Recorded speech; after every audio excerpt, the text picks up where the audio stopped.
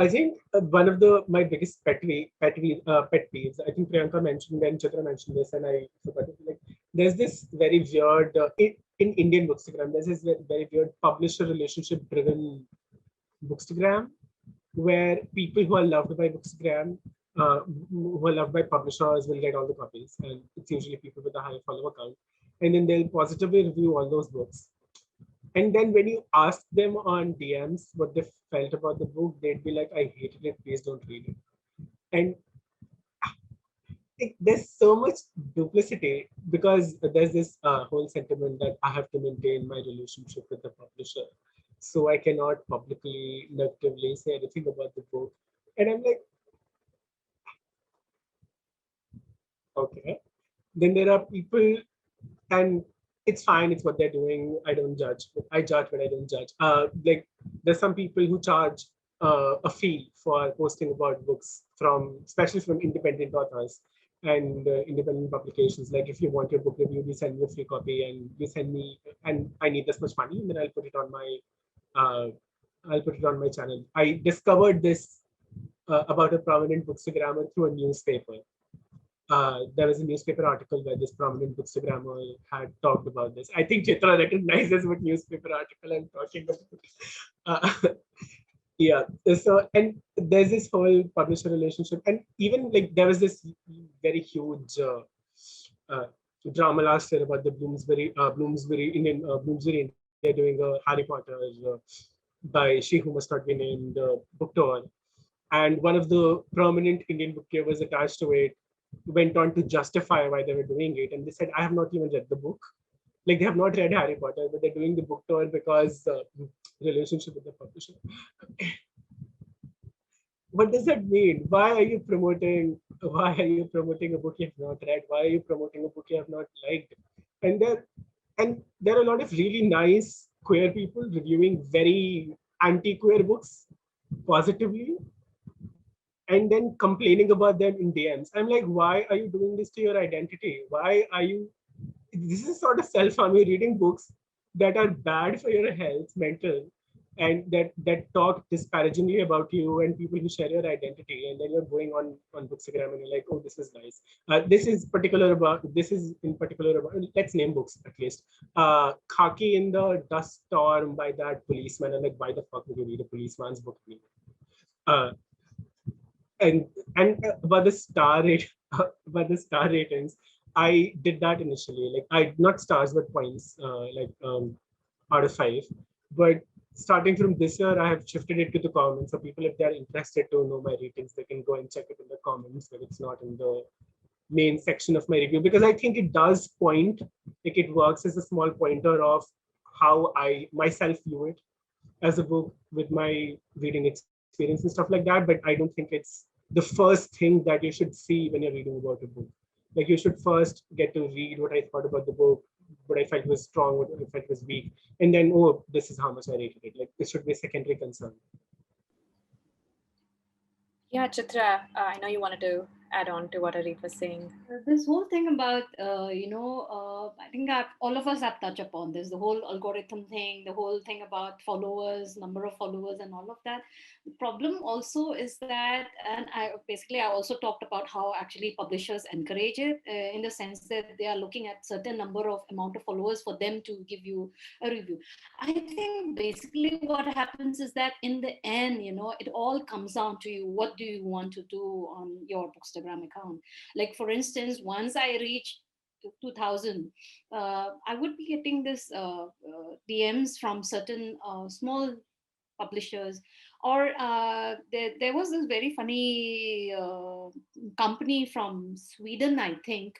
They have an India office, and they asked me whether I would be whether I wanted to receive an earphone, and they could give me a discount code that other people could use, and if so many people use that, I would get some money for that. But the thing was, and people do actually take on this offers, because it's very it's like, okay, I'm doing this for free, I love books, I am reading, but if I'm getting money, why not? But then, so it eventually falls on you. It eventually comes to me that, do I want to do this? For me, I do not want to do that, because I feel that, number A, I've never been a fan of audiobooks. It puts me to sleep. I'm amazed by people. I really appreciate people who love audiobooks. So for instance, if I had been an audiobook reader, maybe I might have done it. I don't know, because I have not gone down that track. But for somebody who has been reading books, say on a Kindle or on a as a print copy, for me to actually use my space, for me personally, to use that space just because I'm getting that free earphone, doesn't go along with my ethics.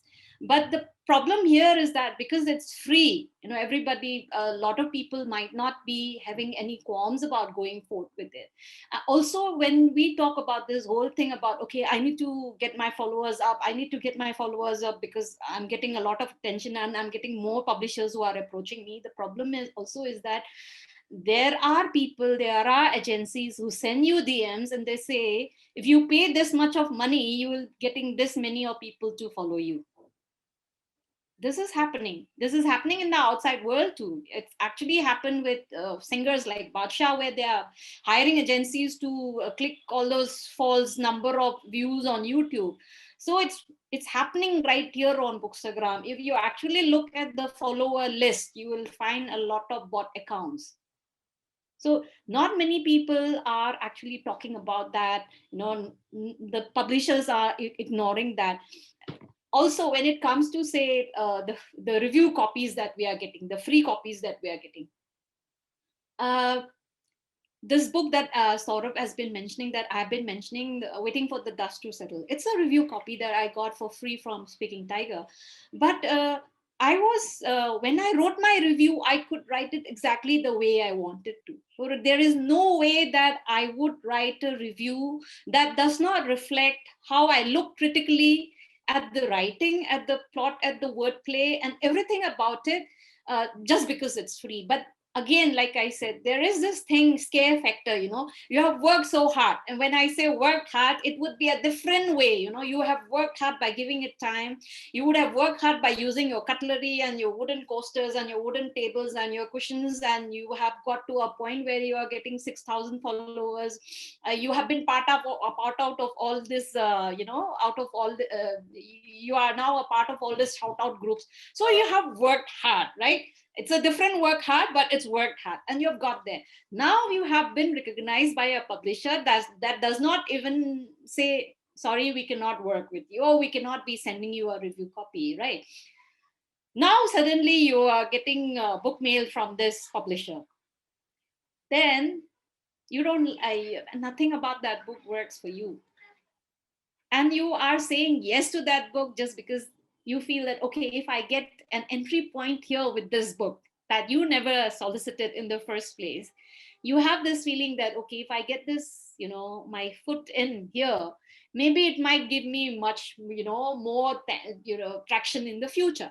So because of that, you end up doing that. You end up praising a book that's not working for you at all. So when we say democratic, it's not like some people will be willing to go against the tide and say that even if the book is free, and you exactly say what you have to say about it. But a lot of the other people are there who would not be mature enough to look at the whole politics of it. I think it's easy for them to get carried away, and I don't think we can judge them for that also, because it's the system that that makes you part of it. It makes them feel that, okay, if I don't like this book, maybe I won't get the book in again from them. It's never said, but it's like that. And that's why you have this small publishing houses or self-publishing units, where I think just the last week, no, 2 weeks ago, there was this agency that came and that sent me an email and said, we would like you to review our books. And I look up their website, and they didn't even have a secure website. So and they describe themselves as, we are a very mainstream publishing house. We are a very decent mainstream publishing house. And they said, we would like to pay you 150 rupees for your reviews. And there has been enough drama on Bookstagram where young people who start out by following the trend, they actually, solicit copies from these publishers, who small publishing houses. These are not your regular mainstream publishing houses, and they would send you books, and the way they send it to you is, they will reimburse the cost. They will ask you to buy it from Amazon or from Flipkart. Why? So that it drives up the sale of their books on the site. Yeah, so you get reimbursed that amount of money, but you have to give more than 3-star ratings. There have been meltdowns on Instagram where there's people who publish them, positive reviews, did not like the book, and young people, and they wrote about it, and they have been bullied into changing their reviews. That has happened. We all know of that. These are all young people who have started out, and these are books that won't appeal to a larger audience, but they need it because there are third agencies that are making a lot of money. They say that, look, we will promote your book, you will there will be more people noticing your book, and there are people who are willing to pay money for that. So they book all this packages, and then these people who run those packages will ask for blogger call, free book available, and then all the young people who do not know enough because they have not been not really made aware of what's happening, they go and do that, and then they have all these issues. Like there has been that instance where one of these boys who was writing something has bullied a young girl because she gave the book a negative review, and he said, but you got the book for free. Sorry, it doesn't work that way. But a lot of people think that because you get a book for free, you are praising the book. But I don't think that applies to everybody. You do have, like I said, it all comes down to you. It all comes down to what you would allow yourself to do. So that's all that I wanted to say, that we can't paint everything by a broad stroke. Can't. Yeah, Areeb, go ahead. And then I would like to also, sort of turn the tide of the way we're Yeah. going. So, Just a small anecdote. Fun fact. I'll not name because then it would be a problem. But I received a copy of a book from a publisher through a blogger program, like that one of the prominent Indian bookstagrammer does. And I did not like the book, and I negatively reviewed it. And the publisher got in touch, saying, "Why didn't you like it, and why did you write a negative review?" But and they never got in touch with me. They got in touch with the other person, and so nothing. And then the author's brother was asking, why did he not like the book, and why did he negatively review it? I'm like, okay, fun, cute. Like I personally don't care if you don't send me books in the future. Like if I want to, I can buy. I'm not dependent on publishers for reading. Like that would be stupid. Like, and if that is the primary motive of people, like, so there are some people who have the primary motive. That's the primary motive for you to join Bookstagram or reviews, that you want to basically run your reading through review copies. Completely fine, but that's not me. Like I'm asking for what I'm asking for because I want to read it early, and it's fun to read it early. It's fun to review it. And if I don't like something, and I'll be honest, and if you don't want to send me books, don't. Like if there's a future book of yours that I like, I can buy it myself. Like it's not that if you don't send me books, I'll die. Like I'll not be able to read anymore. I'll be pining. Like I'll be looking at the moon at 12 at night, and they won't send me any books. Like, that's not going to happen. I love the drama, Reef. You should do a reel on that. we would all love to see Can I that. chime in on this? Yeah, please. Few quick points. Yeah. I've just noted like certain keywords. The first one, transparency. And so this is popular bookstore in Delhi, and they stock they stock the books by people. So the bookstore run by people has a author in-house, right? And they stock her books, and they post about her books a lot, very frequently. Then you do not have books by other authors on the same theme and subject, right? And you do not even disclose your relationship.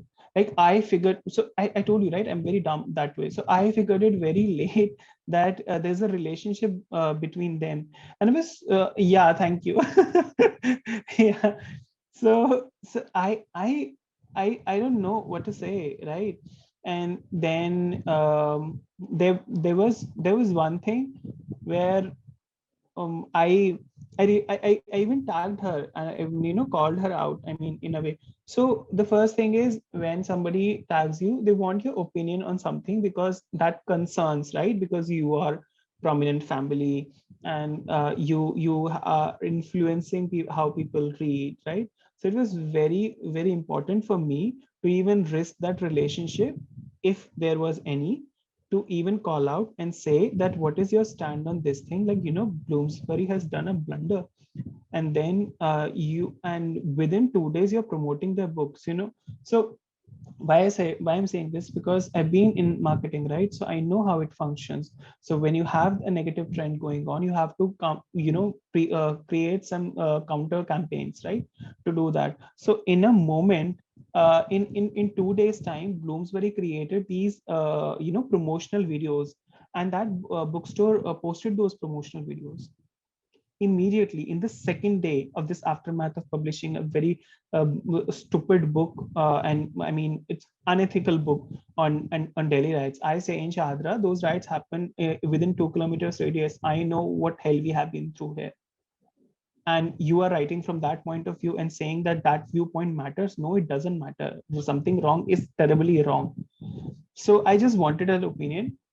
You won't believe the bookstore and the author started unfollowing me, and I discovered very late because I of course there was a lockdown, so I went to the bookstore after 2-3 months, and of course for the love of books I tagged that bookstore and said that I've been here after a long time, and then they liked my post and then followed me back, and that's when I discovered they unfollowed me because I just posted and ranted about that Bloomsbury episode.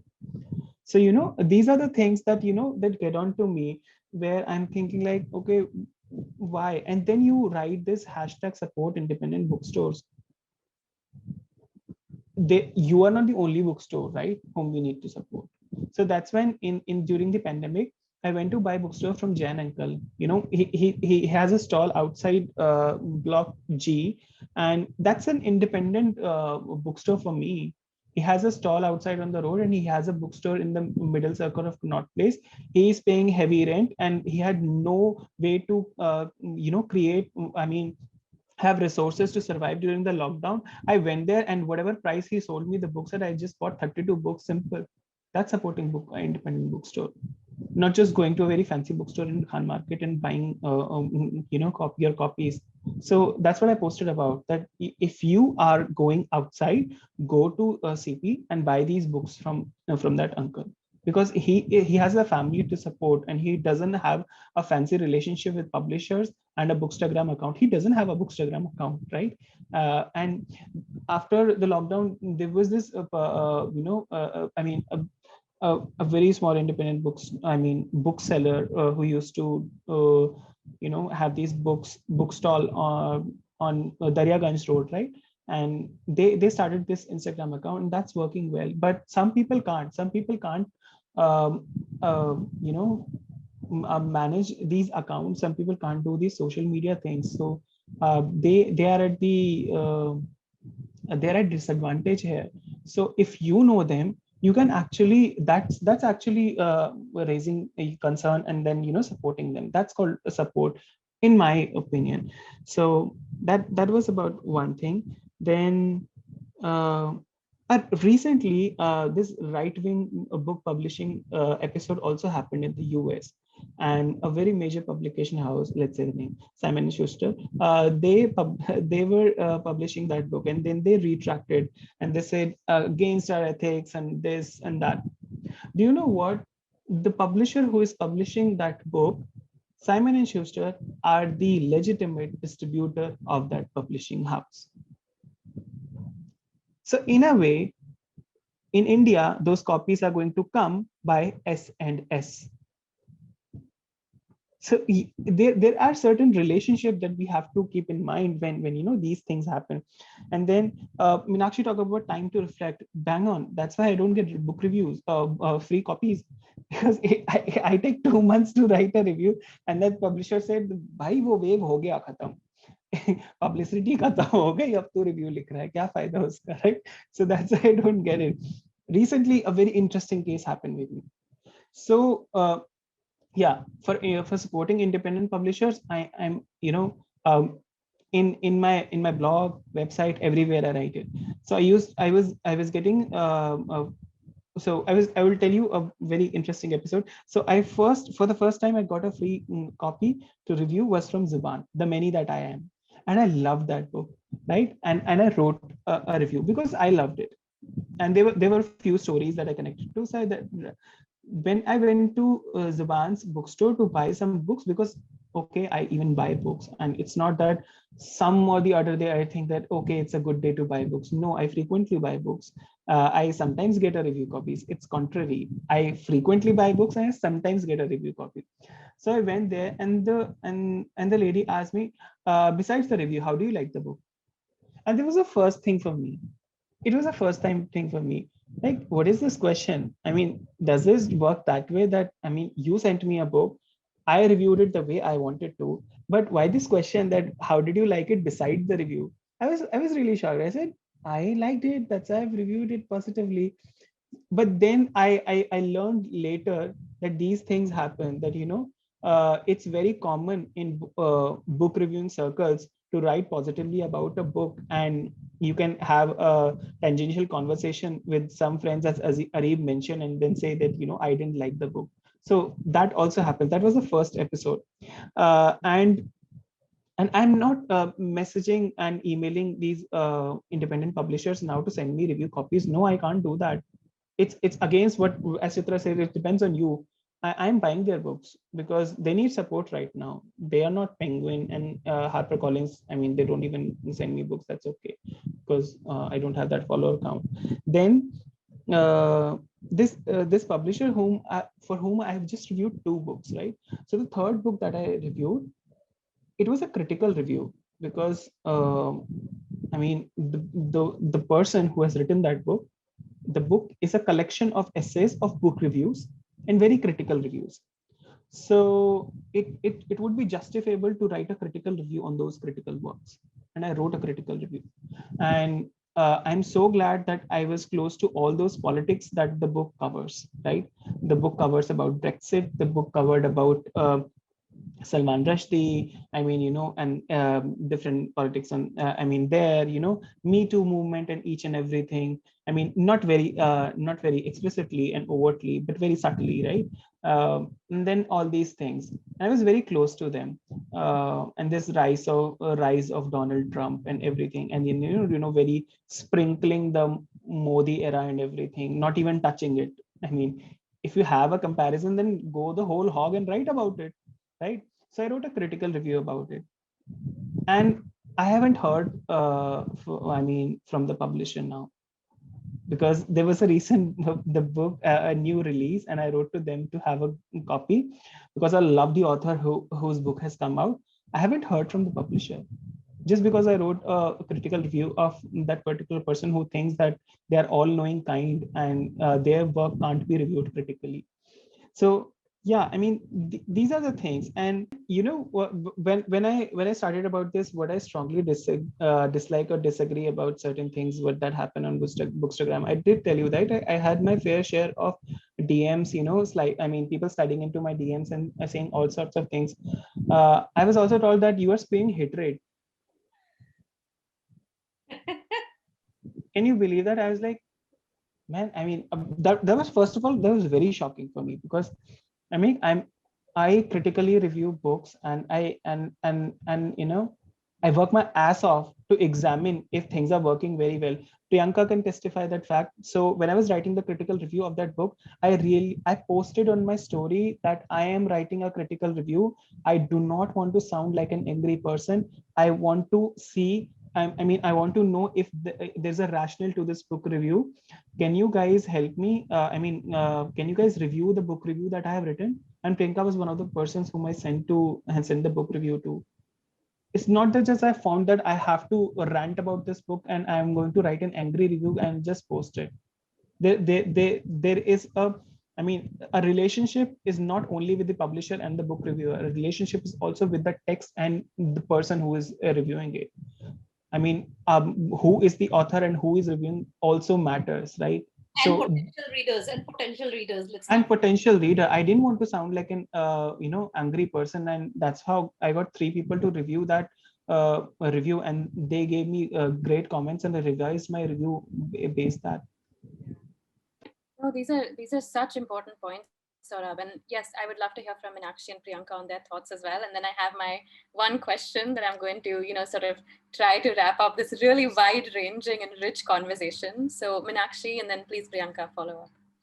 So I actually had a question. So I've never publishers have never replied to emails, and I've never been approached by publishers to review any review copy books. So I'm just curious because I don't think I don't want to work towards being a big account that reviews as a side job or anything. But I'm just curious, the kind of labor that goes into writing reviews, do you guys, I mean that as a gender neutral term, do you think that you should be remunerated in some way for the labor that goes in? Because it is work and experience and time and clearly drafts that are going into this review.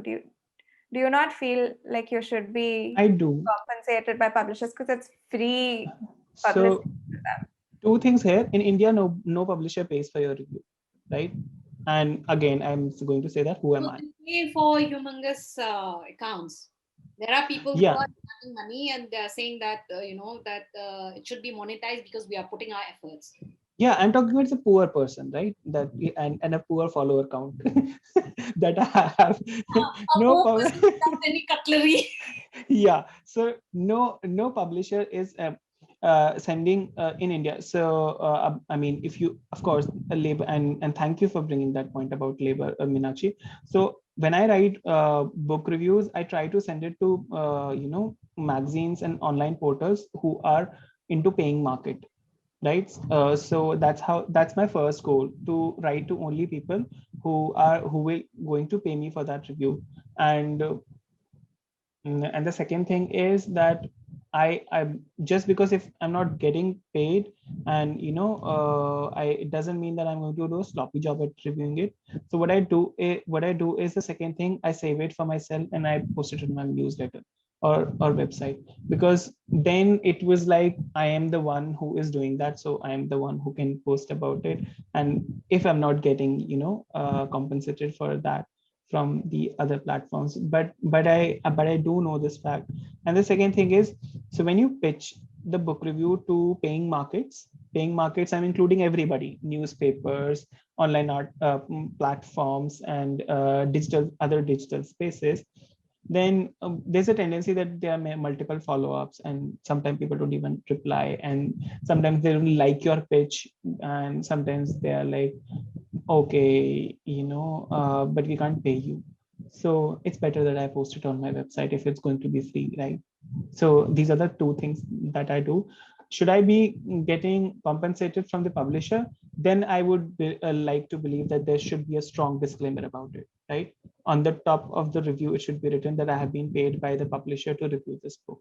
So far I haven't been, so I have never written it. Yeah. Just want to add, I believe that number one, what Saurabh was also saying, that putting that disclaimer, but I also feel that, getting paid from the publisher, how much are you asking for? If you're asking 500 per photograph, that's like, in fact, demeaning your effort into putting that photograph. I feel that if you're doing something for the love of it, that's more organic. I also come from the old school where I believe that if I'm reviewing a book for myself, or say putting a short review on Instagram, rather than asking the publisher for money, I think you should be actually exploring the spaces that Saurabh was speaking about, that you approach publications, that you approach online portals, because then you can ask them for money. Whether they pay or don't pay, that's a different thing. But I think that is a more ethical way than taking money from a publisher or a PR agency that's involving you. So I feel that, that's much more, I mean, even if, for instance, I think there was earlier a conversation, I think it was a question that Meenakshi was saying, that how well can you review a book when you are writing it on Instagram? Like I said, the limitation is there, the word limit is there, but also the attention span, how many people are reading that?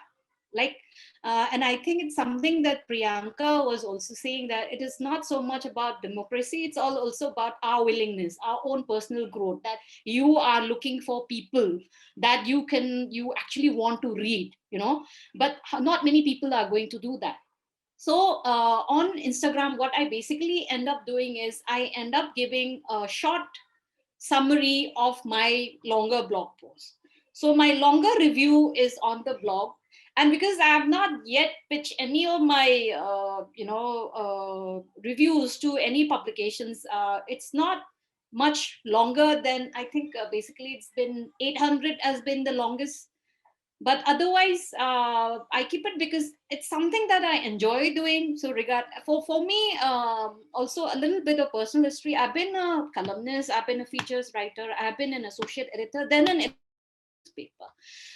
And I had to give up all of this in 2013 because I had got cervical spondylitis.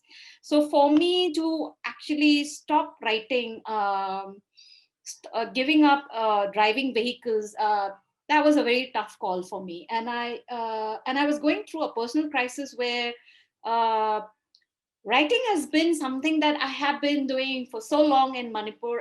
I have got death threats from underground groups there when I was just 20 or 21 years old, all those time ago. So for someone who comes from that background to actually not, living in a reality where you have to distance yourself from writing was a very tough call. And so it took me a lot of time to actually, and I was grappling with this whole thing about, okay, will I ever be able to write again? Because my shoulders were gone for a toss, my neck was gone for a toss, and I still live with that. So I have to move around and, all of that. But I feel that writing a blog for me was something that I felt that I was too old for that, number one. I felt that not many people will read that blog. I started my Instagram account in 2017 September, and I started my blog in January of 2018 because a few friends on Instagram pushed me and said that, Chitra, you should write your reviews longer. And you should just write it for yourself. You don't care about your followers, don't care about how many people, and I think that slowly gave me a form of I don't know, peace. And so I felt that, my reviews that are there on Bookstagram is actually a summary of my longer review on my blog. And again, it's something that actually I'm seeing it, and I'm very surprised by the fact that it's going to reach some 14,000 views, and I don't know how that has happened.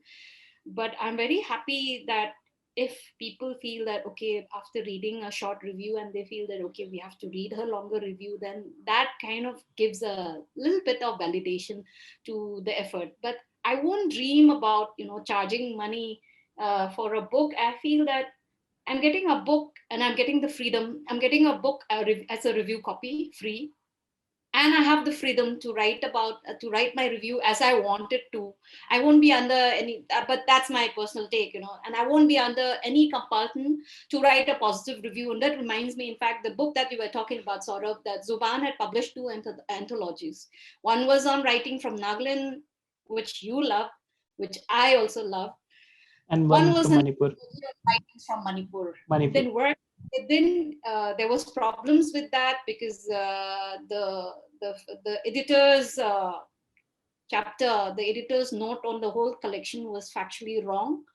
So coming from Manipur, and I said that if I use my platform to say that this is wrong, then this would also give a lopsided viewpoint of what Manipuri literature is. That if a person of an editor's level is going to write a factually incorrect word, and when I write my review, I'm going to obviously say that there's going to be bad blood between me and that person who comes from Manipur also, who also happens to be my friend. So I said, let me not write a review.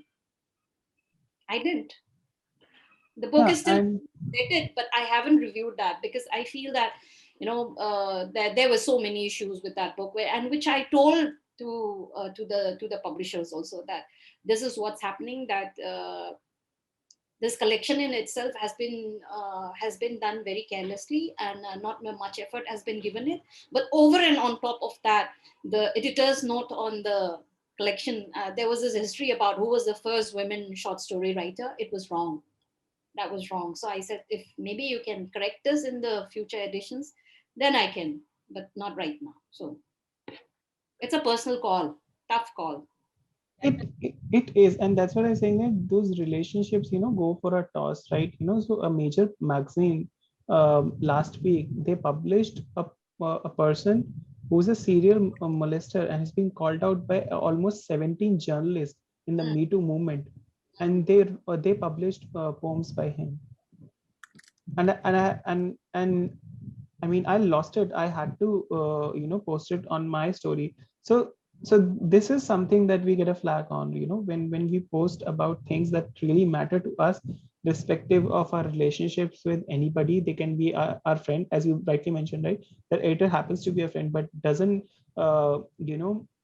protects them from getting a critical viewpoint when it comes to that. So yeah, but matter of fact, none of the Bookstagrammer friends replied to that story. None of the authors, the published authors whom I am following and they are following me, replied to that story. The magazine never responded, and that guy, I mean, still, I forgot the name. He calls people like us who call these people out. So yeah, lynch mobs. So that guy still on record calls people who like us, who call out just because he has been booked as a serial offender and molester in the Me Too movement. They call us lynch mobs. I also questioned as to why somebody would want me on a Bookstagram roundtable and all of that. So the voice that says you're not important enough doesn't just always come from outside, it also comes from inside. And secondly, with regards to the paid review thing, so I was working with a somewhat leading feminist organization and all of that, and I was reviewing books for them because they figured that I was a regular reader. And I saw, because I'm also a queer person, so I saw the kind of tokenism that occurs where you are also told to review a certain kind of books because your opinion only counts for that. And the ways you can write something and can't write something, because then it doesn't bode well. It doesn't bode well with the larger audience. So I saw the kind of tokenism that occurs around the entire process of reviewing, and because they were paying me, I had to, like Chitra said, I write reviews for myself. I have actually never reached out to a publisher because I don't want a free book and all of that drama that goes on, because my mental health will then take a toll. So I just want to read for the joy of it and review when I want to. And it kind of takes the pressure off, because bookstagramming is something I do because I like it. I like having these conversations around books. And yeah, that's it. And I would not dream of charging money for it. I mean, if somebody does it, I completely respect it. I have nothing against it, but I would not dream of asking somebody for money, because the moment you involve a relationship of money, you're also involving a power dynamic where the person who pays you the money expects you to write or be a certain way. And that is something that I am very, very uncomfortable with, that power dynamic that seeps in. So as long as I am in control of the reviews, I think I am fine. The moment somebody tries to tell me how I should view a piece of work, that's where my problem starts. Meenakshi, I see you have your hand raised very quickly, and then I'm really going to Oh, ask. sorry to do this. I just meant paid in the sense that it's not just the reviews you're doing that you're being paid for, but like just posting about it is publicity for the publishers. And I don't want to, I don't really trust the big five. Like they're not innocent little things that we're just helping along, or you know, whatever. Like it's not the author at all, it's the publisher that gets all like benefits. So I just meant in the sense of like just visually having a book on your feed irrespective of the review. Like I just find that it's a bit like unpaid internships, the whole politics around that. That's what I was sort of aiming at, not about the reviews being paid or not. No, Meenakshi, you bring up a really good point too, is that we think of, and this is something I think Chitra brought up very early on as well, is that these publishing houses, a lot of them would have had this in their marketing budget, right? And a lot of that work is now being done through Bookstagram, because that now social media is where this marketing, it's digital marketing now. But you know what all of this has had me thinking is that we've been talking about sort of the more commercial aspects of Bookstagram. We've been talking about the sort of, you know, the politics of Bookstagram too. You know, what does, you know, egalitarianism mean on the internet, right? That's a very complex idea, but I would like to bring it back also to community, which is what everyone has touched upon in many ways. Because one of the questions we got from our AMA was, why is it important to read diverse Indian, and Indian was in all caps, books? And it also got me thinking, you know, the fact that the internet is available for free use, you know, quote unquote, whatever that means in today's sort of unregulated, regulated world. And as well as the fact that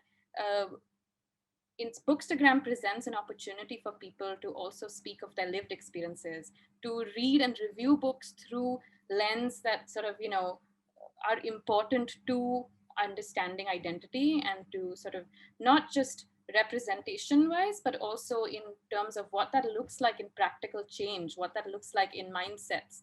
And, you know, how do you see Bookstagram's position in changing what people read, and sort of not just changing what people read, but diversifying their tastes? And I know diversity is, you know, not a great word now, and I don't, you know, for lack of a better word, but in terms of that, how do you see, because we see so many great indie publishers come out with more and more radical books every year. And I'm hoping that is something that becomes more mainstream, in that it becomes more of the norm and not of, you know, the sort of unfortunate minority in publishing.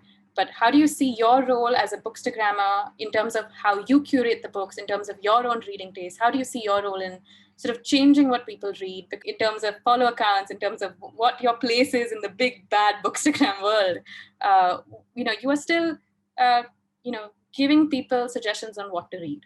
You're still influencing them in a way. And I, again, terrible word, influencer, but it is very much, you know, born of Instagram, born of the internet. So hearing your thoughts on that, and then I would love to ask, you know, one very basic question at the end about what is a book you would like to recommend to our viewers and our listeners, but I'll get to that once everyone's done speaking. Maybe, yeah, Areeb, go ahead. Yeah. So like I think I started reading diversely when I joined college. Before college, I was reading all of these Western people, and I looked down upon Indian lit, and I wasn't reading Indian lit at all. I was not reading a lot of translations, stuff in translation. So I think that has improved joining college and getting into an English program. So like what I try to do now is try finding all of these indie books to champion, to read and review. So I go out of my way to find books like that, and I go out of my way to support Indian publishers, especially from India. And like I have a book club on my Bookstagram, and the running theme is Indian woman author, and it has to be someone, and it has to be a book published by an Indian publisher. So picks from Speaking Tiger, or picks from Zuban, or picks from places like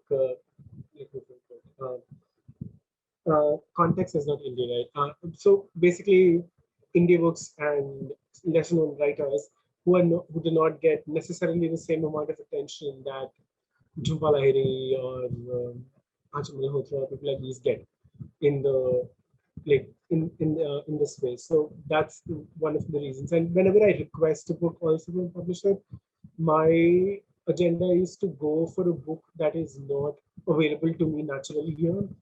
So it's something, so it's an advantage. Like getting the book is an advantage. If I can buy it from the store, I usually don't request it because it's the point. And I usually try to go for books that are not well known, or I usually try to go for authors that are not well known, and books in translation. So if you look at the kind of stuff that I ask for reviews, it's usually, I of course ask for the hyped ones because we are all hypocrites at the end of the day. But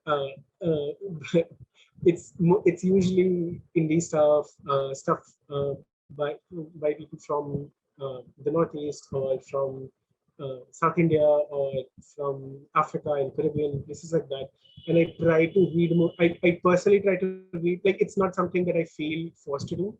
It's something that I genuinely want to do on my own. Like I want to read more. I want to stop reading white men. Everybody should stop reading white men. And I want to like expand my reading in terms of that. So when I'm doing it on my own and I'm going out of my way, and I just sort of try to inject that as much as possible, because we all get on hype trains ourselves. So as much as possible on Bookstagram, and I think it has been working for me. Like especially in terms when I compare my stats every year, like what kind of books have I read this year, and what kind of author groups and what kind of subjects have I read about. So I think that has been visibly improving. And it's always nice, like when you read indie books and when people buy indie books because of your recommendation and they like it. It always seems much better than when people buy hype books because everybody's talking about the hype books. Does anyone have any thoughts? Would like to jump in?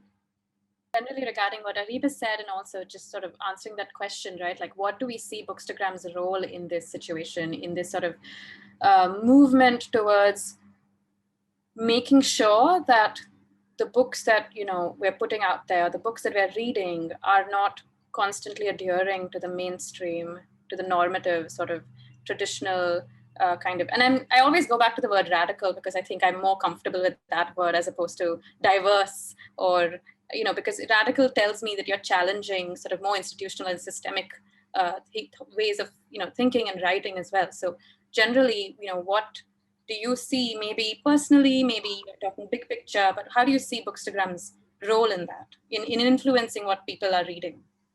I think Bookstagram is always an extension of the person you are, right? So that's why the way I am on Bookstagram will be different from the other person who is on Bookstagram. That's why there's this whole divide between the serious reader, the person who reads for pleasure, and the person who does it to monetize and all of that. From my own experience, the first book review that I wrote for the newspaper that I was associated in Imphal happened in the year 2000. And I remember still now that my first review was on one of this book from the Chicken Soup for the Soul series. Okay, so my editor called me to his room and said that I love the way you review the book, but can you tell me why you picked this book? Why you picked this book in Manipur, where not many people will have had the privilege of having access to this book. Why do not you pick books that are nearer to our ethos? Why don't you pick books from the Indian writing landscape? Why don't you pick readers? Why don't you pick your books from people who are writing from Northeast India? That set me thinking that what I had read till that point of time were great pieces of work. I was reading Graham Greene, I was reading I was reading John Steinbeck, I was reading Nadine Gormar, I was reading all of them. But this were far removed from, from the air that I breathe, the culture that I'm from. So again, it's like it's like you are walking on a tightrope. You need to also look at the writing that comes from different parts of the world. But I feel that if you think that the greatest writing comes from the West, or the greatest writing comes from a specific publisher, then you are very mistaken. If you think, for instance, that fantasy is something that Harry Potter brought to the world, very much mistaken. If you think that young adults are something that, all these terminologies are actually built by the capitalist world that we inhabit, right? You talk about there's just two ways, two genres in writing, fiction and non-fiction. That's it. All the subcategories are things that people use to peg your book for their publicity. You talk about, for instance, when you read something, say Oliver Twist. Oliver Twist, if it was published now, would be called what is known as a coming of age or a YA book. It's a work of fiction. That's it. Either it's fiction or non-fiction, but it all falls into that. So I think it will all go into your thing about how do you position your reading. And I feel that I cannot my sole reason for being on Instagram or is, like I said, just to talk about the books that I'm reading. And if it convinces one person to take up that book, all the more better. But I cannot take that as an agenda, as my life's motto, that I'm going to sway this many people to read the books that I'm reading, because it's also privilege. It's so much of privilege. Why is it that you are getting access to a book? If you are not getting review copies, you are able to buy them. Maybe you belong to a city where there is a library. I come from Manipur where the library was burned down. I come from Manipur where it's only been 2 years now that there are independent bookstores that are there. Otherwise, you just had those small stationery shops, jahan pe textbooks, there are textbooks, and then you have a few Mills and Boons and you have a few Sydney Sheldons. You didn't have books there.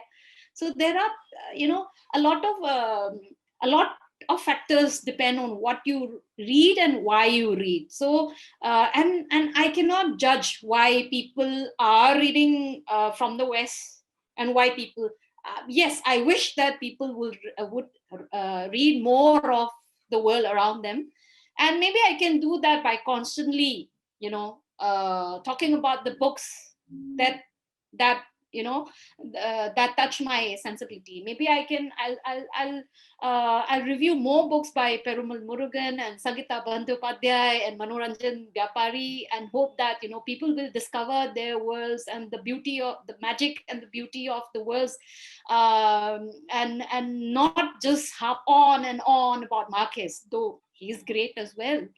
But we also have these people, and it's not just them. I just mentioned 3 contemporary writers, but you talk about people, Toni Morrison, you talk about, but why do not many people talk about Mahashweta? Why do not people talk about Indira Goswami? So I think that again, maybe it might be because they see more publicity around their books, and you follow the herd. But I can talk about, I can read more about them, I can feature more about them, but I don't know whether it's going to influence anyone. And I feel that that if I go on an agenda where I'm trying to influence people, then it might not be an organic thing, that actually sets them on their journey. It has to be something that they want to do, that they want to explore, that they want to read. So it all comes down to that. Yeah, great points. Priyanka, Saurabh, Meenakshi, any thoughts? So a lot of what Chitra said resonated with me, and yeah, there is a lot of politics that is around who you read, how you read, the very fact that you can read. And a lot of books that I read are not actually physical hard copies, but I I mean, this might raise a lot of eyebrows, but I feel that LibGen and Sci-Hub are truly democratic, egalitarian spaces. And because they are of the, left wing, that knowledge should be free and accessible to everyone.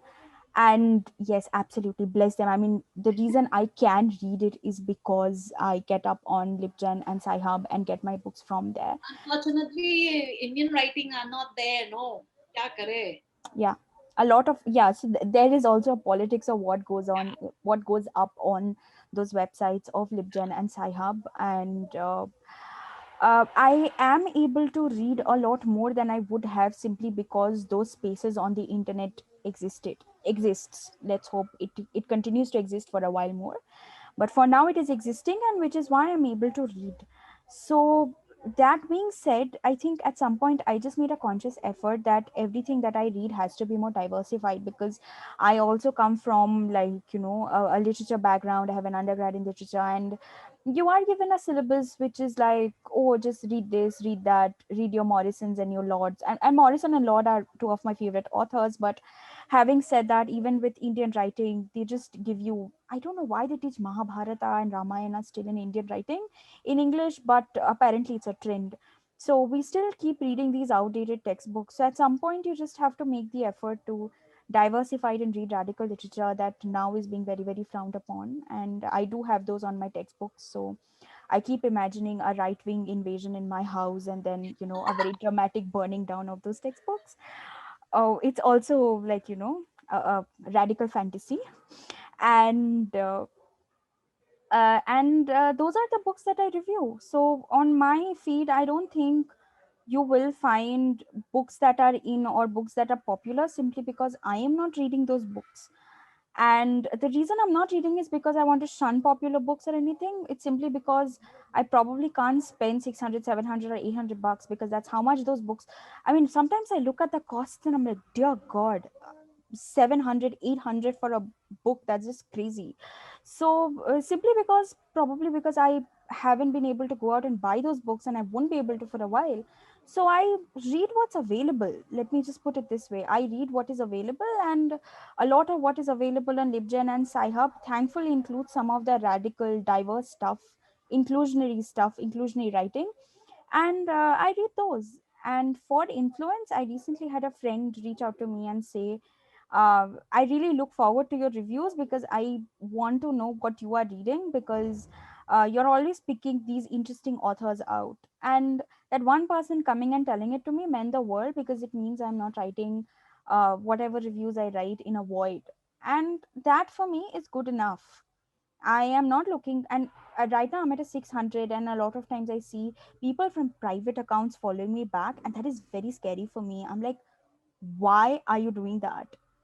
That is very, very anxiety inducing, because you know a lot more about me than I know about you. Imbalance, I don't like it. So I blocked private accounts. It's scary. yes, exactly. So when that happens, and right now I'm at a 600, slowly going towards a 700, and I really do ask myself that do I really want to become someone with a big following to quote unquote influence people? Is that what I really want? The answer to that is no. I want to remain where I am. I am contented with whatever little reading and reviewing I'm doing. Actually, I read a lot more than I review. So if I've read 10 books, I've reviewed one, because my bandwidth for social media and Instagram is just that much. So I really don't want to become a big bookstagrammer. I want to remain a small nondescript bookstagrammer who, when gets opportunities like this, continues to ask why. And I like that one person coming up and telling me what you read matters to me, and that's where I wanted to stop.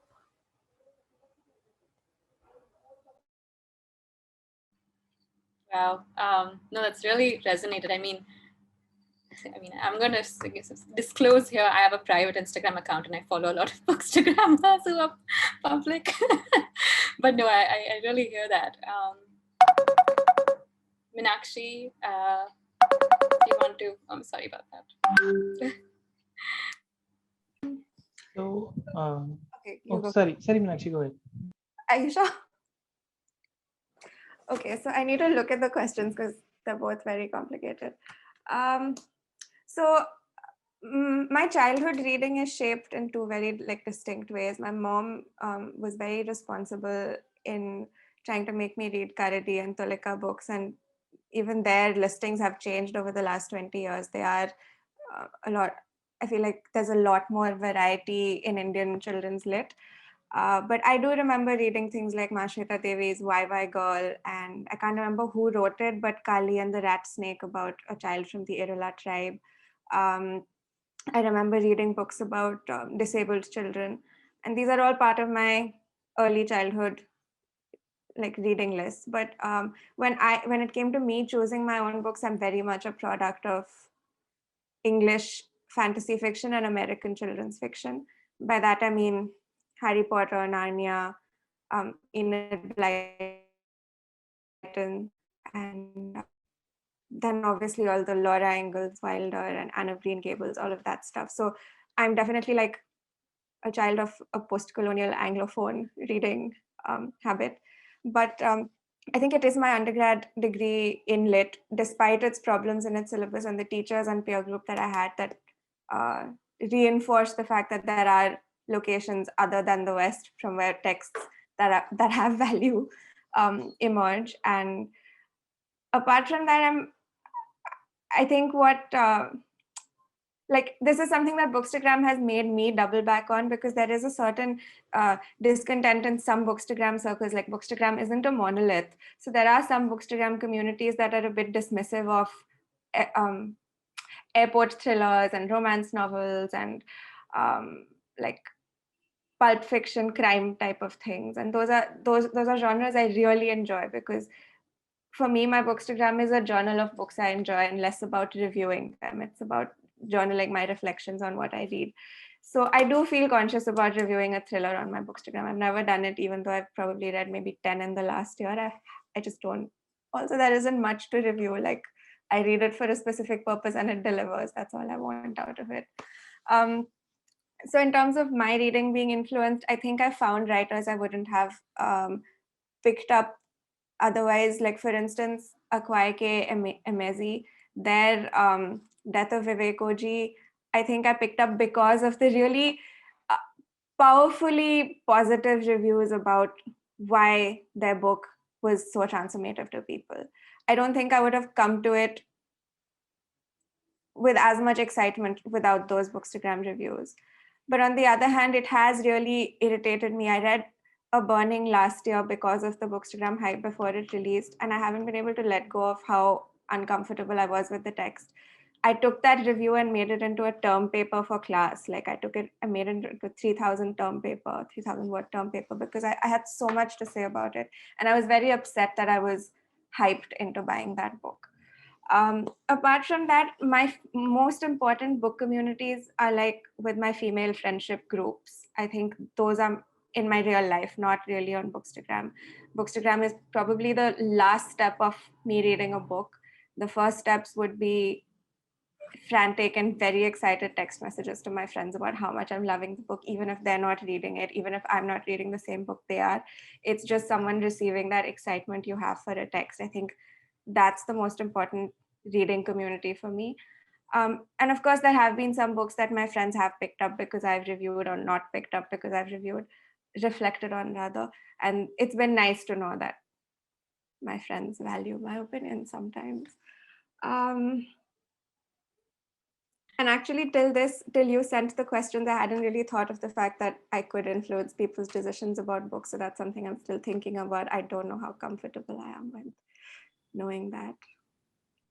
Yeah, it's definitely like an uncomfortable question as well, because on one hand, within my personal sort of group, I love to recommend it to my friends. But then when you extend that to the whole of the internet, right? Anyone who has access to your account, you're essentially, in a way, recommending or influencing them as well. And it's very interesting also because it tells us a lot about how we as a collective read, people who have these sort of access to English writing. And, I'm saying English writing just for our purposes, but of course, we have all of these other languages, especially in India as well, that there is a robust publishing and writing world in that. And, it's very interesting to see how Bookstagram will sort of, and I hate to, end with like, oh, what is the future of Bookstagram? But it is also about, what is the future of Bookstagram? How do we see, these communities grow in the most sort of holistic, but also, we have like, of course, they are very wholesome. Like, I feel like a lot of our conversation has been very wholesome. It's just a bunch of book lovers talking about books, but also, what is, sort of the real life impact of this kind of access and this kind of platform when it comes to reading, when it comes to, the book world. But yeah, Meenakshi, you had a hand up. So sorry to speak again so quick. You'd spoken about the questions you'd got in the AMA about reading more from India. Just a quick thought on that. Like, again, with the anthology thing, like, what are you defining as India? Who are you forcibly including in it, even if they don't want to be in it? Who are you excluding from it? When you do, like, are you picking just tokenistically? Do we include text in their original language? Do we include diaspora experiences within India? Like, till I saw M. Mukundan's Delhi a soliloquy, I'd never seen a text that reflects the Malayali migration into Delhi in the 50s and 60s, which is my family's experience. I've never seen that reflected in a text. I've read only the first few pages because my someone in my family took it, and it really reflected their growing up years in Delhi in the 50s, and that wouldn't be included in a international list of Indian books to watch out for. So I think that's something that I've been thinking about more, having joined Bookstagram. So it's not like my reading habits have changed as much, but my habits about thinking about these anthology things and lists, and yeah.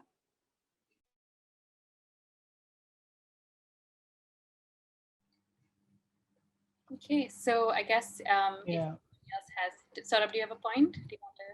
Yeah. So I just wanted to chime in here about this discussion, because we have majorly covered how I got into reading, like how we have got into reading. So it has been fairly different for me, because even when I was in college, because all my friends have started reading from a very early age, and I came to books at the age of 19, because nobody in my family read, nobody in my family was educated. So I came to books very, very, very late in life. Like, at the age of 19, it's like by that time people have read so many important works, and their thinking has been shaped by literature, books, and their thoughts have been influenced in a way, though even though this term has become vulgar. But at the age of 19, so much has happened in people's life, which was absent in mine. So, and there was nobody to recommend. And when people talk about Amar Chitra Kathaएं and Enid Blyton and all and everything, I feel so lost because I've never read anything, right? So I'm that person who just, because people were buying a few things from this big billion day sale, I thought that I'll buy something, and the algorithm suggested Ayn Rand's Fountainhead, and I bought it. That's how I came to books. So this has been my journey. So it explains a lot, that uh, how can your journey on Bookstagram can influence without you knowing, that it's doing that something that you didn't sign up for. And in the same way, as someone whose personality has been developed on its own, nobody was there to influence you, and you just happened to be there. So that's why I say that books have chosen me, and I haven't never chosen a book. And let me put this on record, I have never read a blurb of the book while buying it. I have never. I have 1,000 books right now, more than 1,000 books, and I've never read a single blurb, because the moment I had this realization that this blurb is all going to praise the book anyway, because that's the reason why the blurb is there, right? It is going to tell me a story, and it is going to lure me into buying it. So I was thinking that so I literally, I never read a blurb while buying a book, and I don't know, I have such great books, and it has all happened organically without even reading any blurb. Then I'll just come back to the question again. Yeah. Then, so as others have pointed out, it's an extension of your personal beliefs in this Bookstagram, and it's also very limited in a way.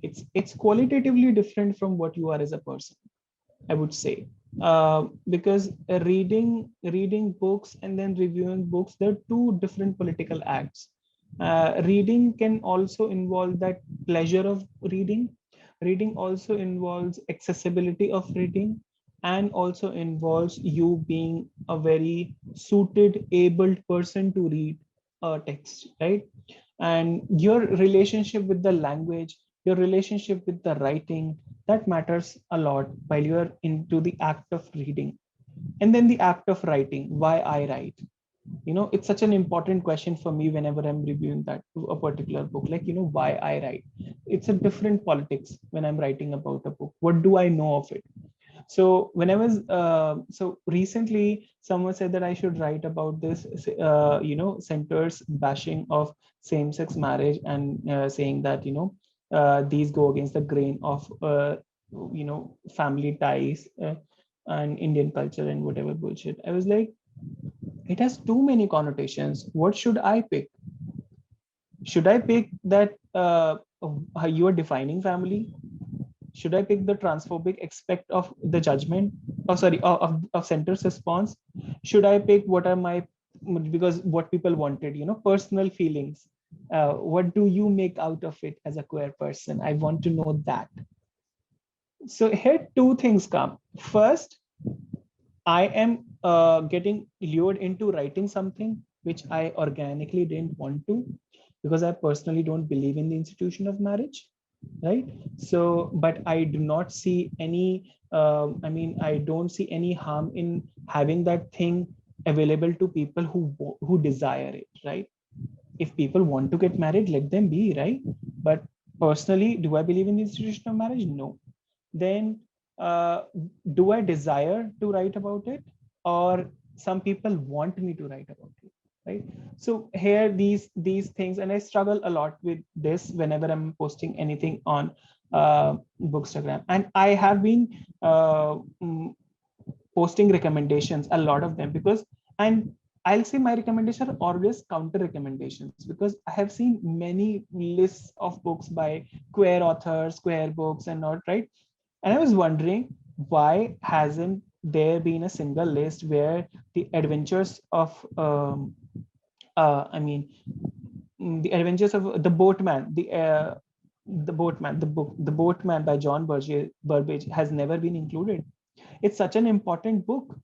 It's a memoir of same-sex love in India. An Australian guy comes into Mumbai in the 80s and 90s, explores his sexuality, and also it's a commentary about India. It's a commentary about a foreign, individual stepping into a supposedly third world country and negotiating with several organizations to raise funds to tackle poverty, to raise funds for education of underprivileged people. And so these were and it was a commentary on being queer, on this homosexual subculture in Mumbai. So I always wonder what recommendations tend to do, and that's why I say that I always do these counter recommendations. And as in, I was reading this book, Our Freedoms, and it has a statement by Nilanjana S. Roy, the editor, and she writes that it's on you. You decide whether you want a republic of inclusion or a republic of exclusion.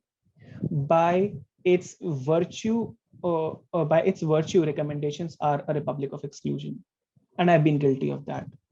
Because you tend to include something, but at the same time you have a certain framework of inclusion.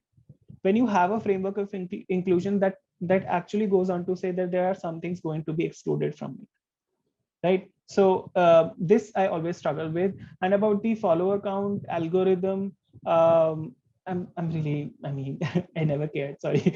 I literally never cared about. I have seen Chitra mentioned, people, I shout out to you, you shout out to me, and those people have covered this algorithm changes very diligently. Every time the algorithm changes, I can't read that document. Yeah, that how this algorithm is changing, your likes won't work and all that. Like, go.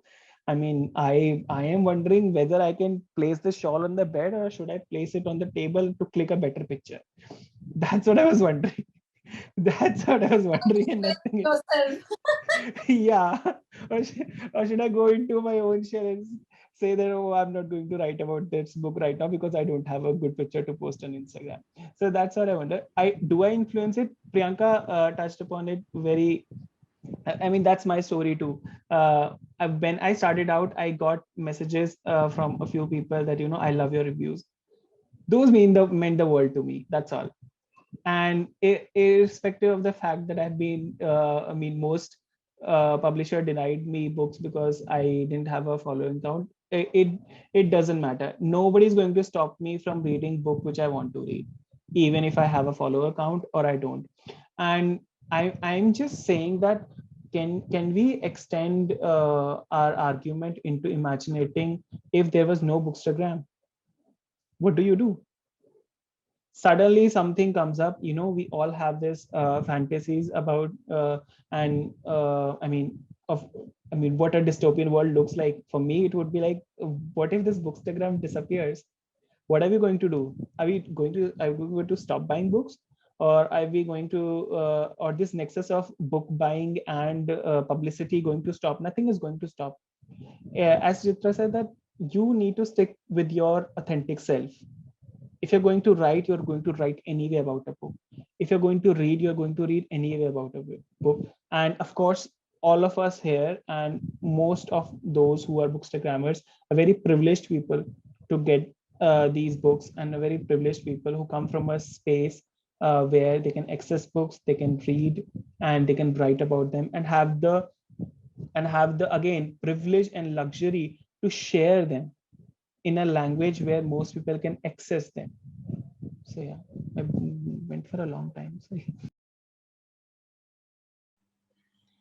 Oh, thank you, Saurabh. I mean, these are really, really important points. And, what Priyanka said as well, the intersectional position of the person, we all have to sort of really see where we land on that in terms of what our position is in terms of Bookstagram, but also in terms of just being readers and understanding what, the nuances of what that means. But yeah, I was going to go on to my next question being, if there was a book you would recommend, which book would it be? But maybe considering where our conversation has gone, it's really important to instead maybe just to end on a lighter note, but also keeping in mind what we've all said. Maybe not book we recommend, but maybe book we're reading right now, whether you hate it, whether you love it, whether you like it, whether you dislike it. A book you're reading. I'm going to still recommend because there are books which nobody will never know, right? So I'm going to write it as well so that people don't miss out. Insomniac City, New York, Oliver and Me, by Bill Hayes. It's one of my favorite books. And I read it every time. I sometimes read it thrice in a month because it gives me, immense pleasure when I'm reading that book. Immense pleasure. First, it can be treated as a biography of Oliver Sacks, and second, it can be treated as an ethnography of loss, experiences of loss. It can also be dealt as someone who is not voluntarily seeking out partner and relationships in life and has seen a very loved person die of heart attack when that person was cured of AIDS, right? Is something says something a lot about that, that relationship. And Sachs was in his 70s and Bill Hayes was in 42 or 50s, and their relationship talks a lot about. And then city, being in a city, being lonely in a city, then trying to find love there or not trying to find love there, and then accidentally having a relationship with someone who is as weird as Oliver Sacks, who has never written on a computer, refused to write on a computer, and or wrote. I'm obsessed by Oliver Sacks. That's a different story. Yeah. Okay. Great. Thank you. And yes, we will put all of these down so we have them. But really quickly too, Priyanka, quick recommendation, and then maybe Meenakshi, Areeb, Chitra in that order. Continuing with the variness with the word recommendation, I will just tell you what I'm reading right now. So I'm reading two poetry collections. One is What Have You Lost? So it is a collection of poetry by this poet named Naomi Shiabai, and she has put together a collection of poems on grief and loss. And the second is Sylvia Plath's Crossing the Water, that collection, because I'm a little obsessed with Plath.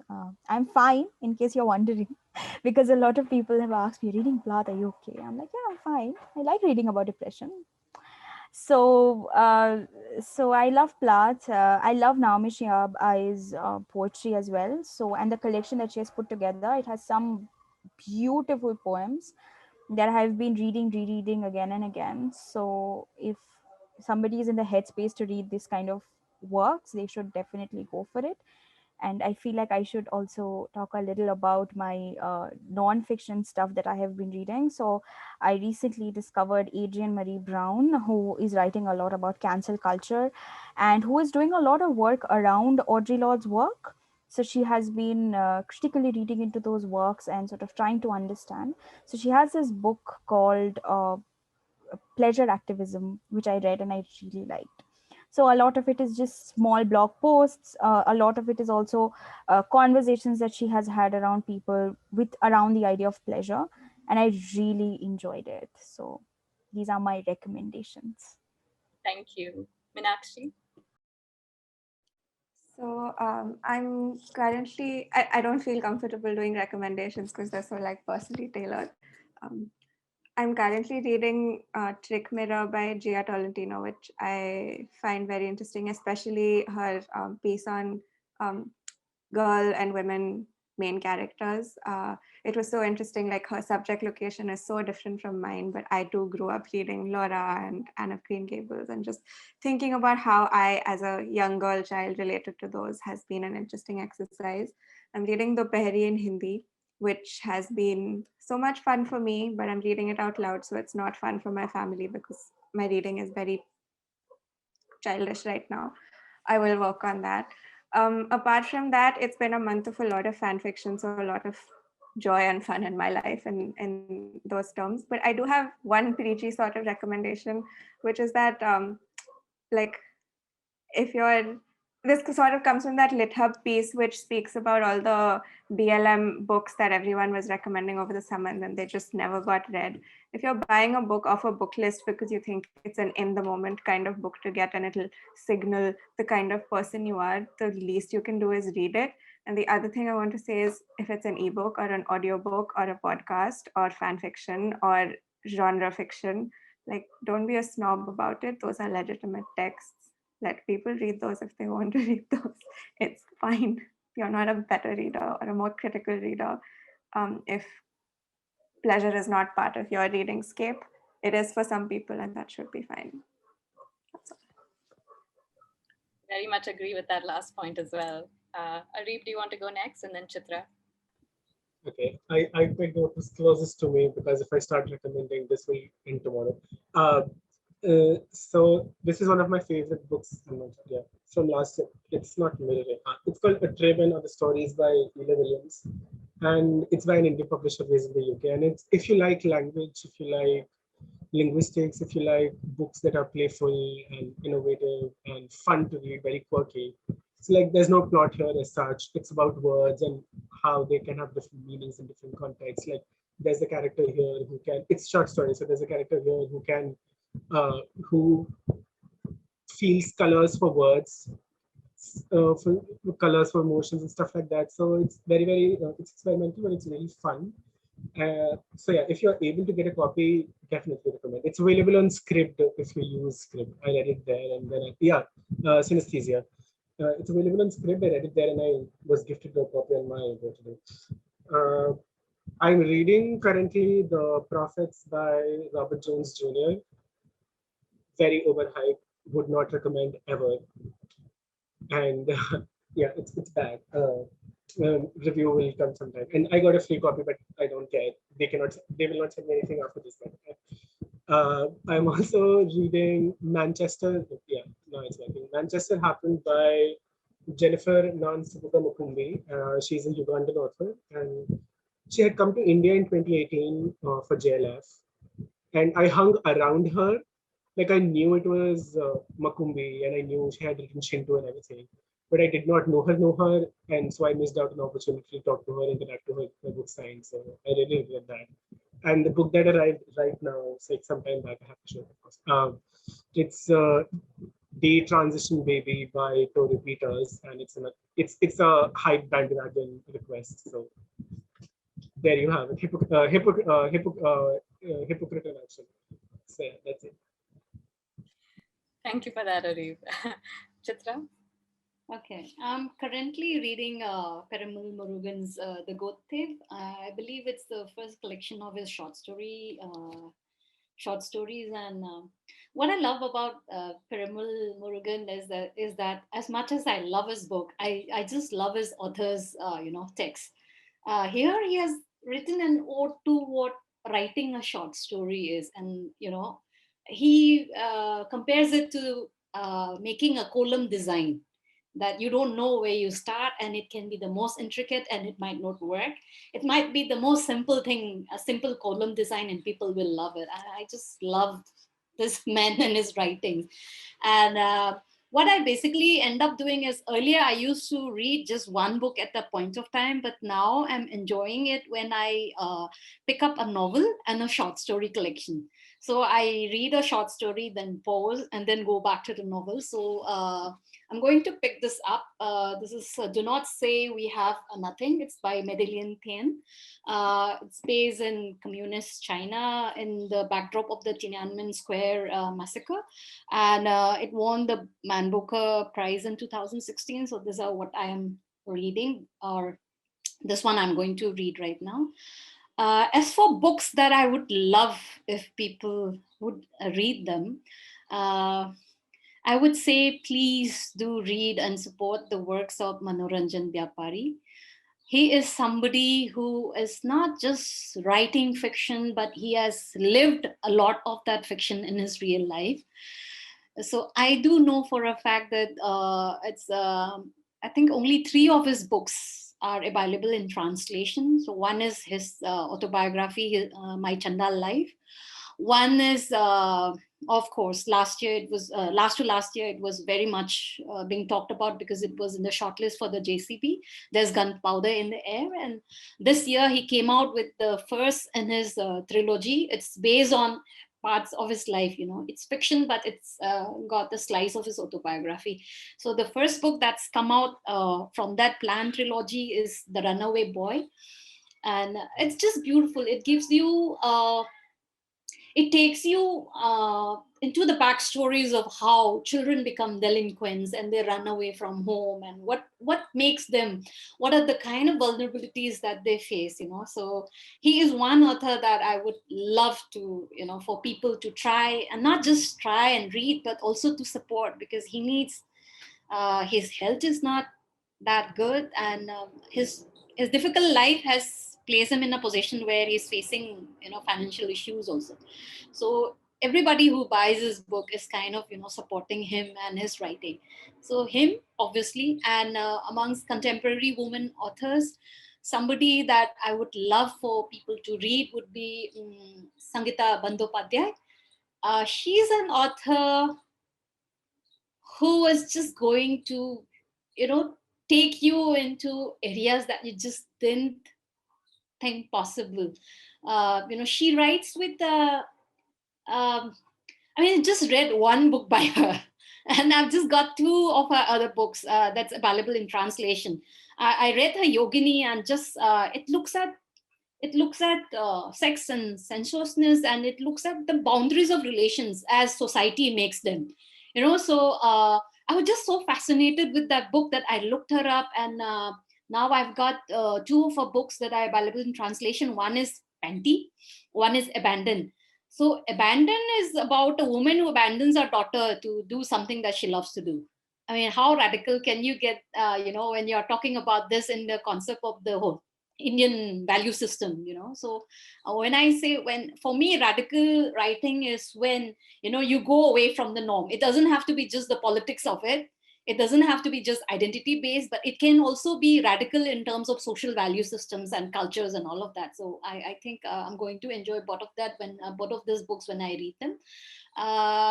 Then I would just say, just explore authors around you, and I would just make that point. Just explore authors who are nearer to your sensibilities. And one more author I would love for people to discover, or basically one book would be This Hills Called Home by Twemsila Au. These are stories set in Nagaland, and it talks only about the militarization that happens when the Indian army comes calling there, and because of the rebels, the insurgency movement, the kind of toll that it takes on the lives of people. That is a book that's been published a long time ago, but it's a book that one would need to read and understand, from where the whole anger and the feeling of alienation comes in Northeast India. I think, and it also tells about how a community that was close knit together, that were living in peace and harmony, how the land became a land of blood and bullets and all of that. So it's a beautiful and a lot of imagery is there, a lot of violence is there, but believe me, the fictional violence is so much less than the real violence that happens in the world around you. So yeah, those are the books and the authors that I would love for a lot of authors to try. And one book, sorry, I'm going on and on. One recent book that it's just come out, and one that I loved, and I'm sure it will go places, but I feel that because we were talking about social norms and cultures, there's this debut book by Priyanka Chakraborty, The City of Good Death. It's a lovely, it's brilliant. It's brilliant in the sense that it talks about the rites of passage, belief systems that one associates with the dying and the dead in the Hindu concept. But it's also something that makes you realize, all these rites and rituals that we do around the dead, is it for the dead or is it for the living? And she has written it from an out. She's a diasporic writer, but she doesn't fall into the trap of exoticizing the whole Indian concept, or makes fun of the beliefs and the superstitions around death. There is an inherent compassion in that book, and there is so much of nuances in that book that made me go back into my memory bank, and made me see how I reacted to death in the family, with friends and all of that. It's a beautiful book that I would love to recommend. Yeah, that's it. Otherwise I'll just go on and on. Sorry. No, I'm sure. I think all of us have a lot of books that we would love to gush about, and this is really great too. I feel like I should, I'm glad that we have the chat here to sort of note these, and I'm going to really, add them to my list as well. But I just wanted to say thank you so much for this, for so much of your time. We're hitting, quite a big time stamp here, but especially for your Saturday afternoon during lunchtime. Oh my God, we started at 12, right? It's been quite a long event. My stomach is growling. I need food. Yes, I need to overeat some pasta. Thank you so much, everybody, for being part of this roundtable. And hopefully, I feel like there should be like a volume 2 of this so we can all, come back with more thoughts. And also, I have to say 3 hours of sort of like very active input and sort of constantly thinking about what everybody else is saying and having, insights to give as well. It's a lot of work. So thank you very much. I really appreciate it. Thank you. Thank you for doing this. Thank you so much.